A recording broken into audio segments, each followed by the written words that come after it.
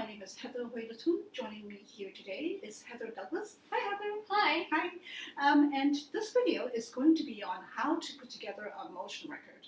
Now, before I jump in, I'm going to ask Heather to introduce herself a little bit. Heather? My name is Heather Douglas, and I practice in civil litigation, and I've been a lawyer since 2013. Wow, time flies. It does. Well, thank you very much for coming today. And what I'm going to need your help on is to show us how to put together a motion record. When I was a self-represented litigant, this is many years ago, I remember that we had to bring a motion ourselves. And I went on the court forums and so on and the rules, and I was completely puzzled. I didn't know what we're supposed to do, even though it's in black and white. It's just kind of hard to figure out. So I'm really glad that you're here today to actually show us a demonstration of how to put together a motion record. So before I actually go into it, I just want to explain a little bit that a motion is like a mini hearing that happens during a lawsuit.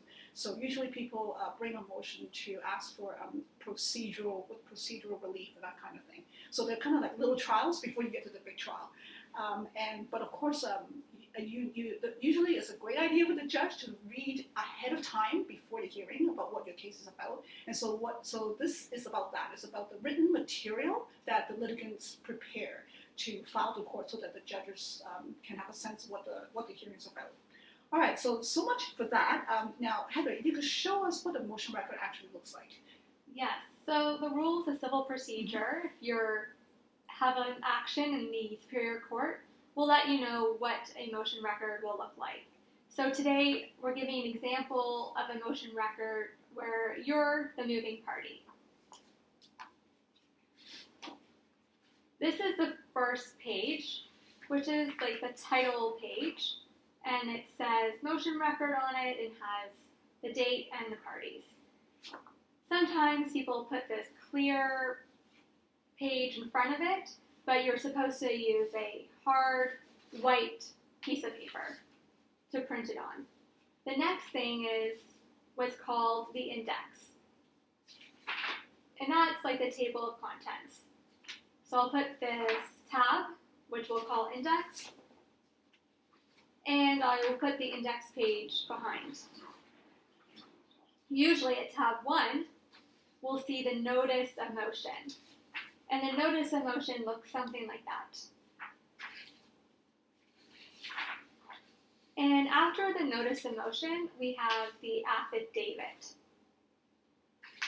And the affidavit is your evidence that you're going to let the judge know.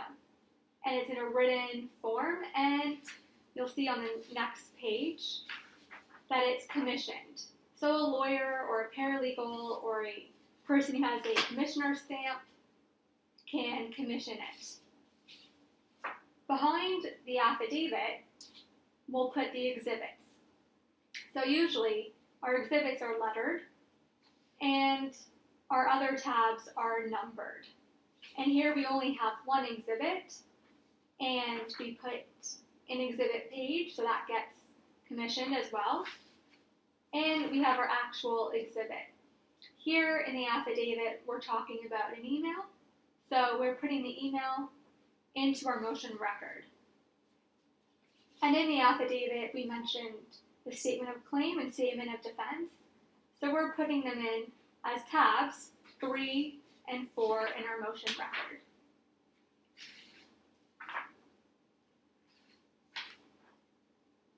And then last, we have our back page. So the back page, you'll see, is like on a landscape, and it's blue. The blue color is because the rules tell us that if we're bringing the motion, that we need to use a blue page. And we put it with the face outwards. So we have the white page as our front page, and then the blue page as our back page. Now we've assembled this wonderful looking package.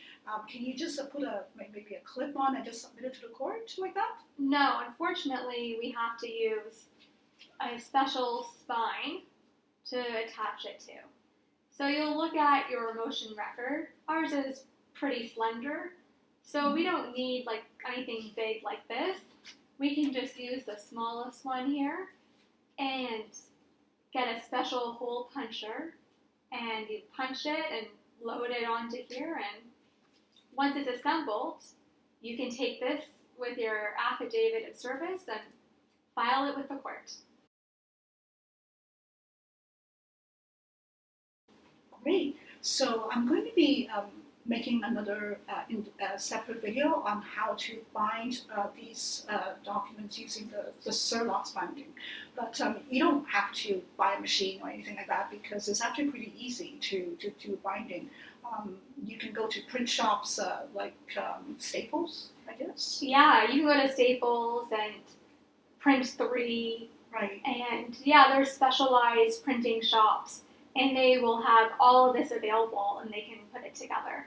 Right. In fact, I think that some print shops they even sell the tabs, don't they? They do. Right. And they'll sell it for a bit more than the actual paper. Okay, well that was great. Thank you very much, and I hope you enjoyed the video.